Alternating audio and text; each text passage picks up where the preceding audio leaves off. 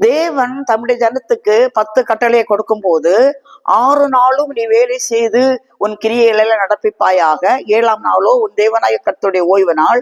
அதிலே நீ ஆனாலும் உன் குமாரன் ஆனாலும் உன் குமாரத்தை ஆனாலும் உன் வேலைக்காரனானாலும் உன் வேலைக்காரி ஆனாலும் உன் வாசல்களில் இருக்கிற அந்நியன் ஆனாலும் யாதொரு வேலையும் செய்ய வேண்டாம் என்றான்.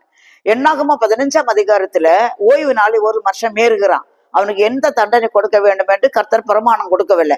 எனவே அவனை பிடித்து வைத்துக்கொண்டு அவனை அரெஸ்ட் பண்ணி வைத்துக்கொண்டு மோசே தேவனுடைய சமூகத்தில் போய் கேட்கிறார், ஆண்டவரே இவன் ஓய்வு நாளில விறகு பிறக்கிறான், அவனுக்கு என்ன தண்டனை கொடுக்க வேண்டும் என்று. அப்போது தேவன் அவனை கல்லெறிந்து கொல்ல வேண்டும் என்று சொன்னார். இவ்விதமாக மாற்றப்படக்கூடாத மீறப்படக்கூடாத ஓய்வு நாளை மீறும்படியாக யூத ரபிமார்கள் ஒரு ஆலோசனை சொன்னார்கள்.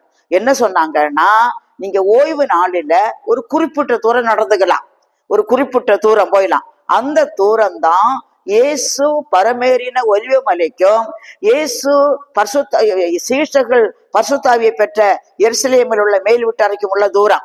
அது ஏகதேசம் 3/4 மைல் என்று சொல்லுகிறார்கள், எவ்வளவுன்னு தெரியல. ஆனா இந்த தூரத்துக்கு பேர் தான் ஒரு ஓய்வு நாள் பிரயாண தூரம். ஓய்வு நாள் பிரயாண தூரம் என்று ஒரு கற்பனையை கர்த்தர் கொடுக்கவே இல்லை. இந்த ஓய்வு நாள் பிரயாண தூரம் என்பதும் வேதத்திலே ஒரே ஒரு இடத்துல பதிவு பண்ணப்பட்டிருக்கிறது. அப்போஸ்தலர் 1ஆம் அதிகாரம் 12ஆம் வசனத்துல இயேசு பரமேறின பிறகு அவருடைய சீஷர்கள் எருசலேமுக்கும் ஒலிவ மலைக்கும் இடையே உள்ள அந்த ஒரு ஓய்வு நாள் பிரயாண தூரம் நடந்து வந்தார்கள் என்று பார்க்கிறோம்.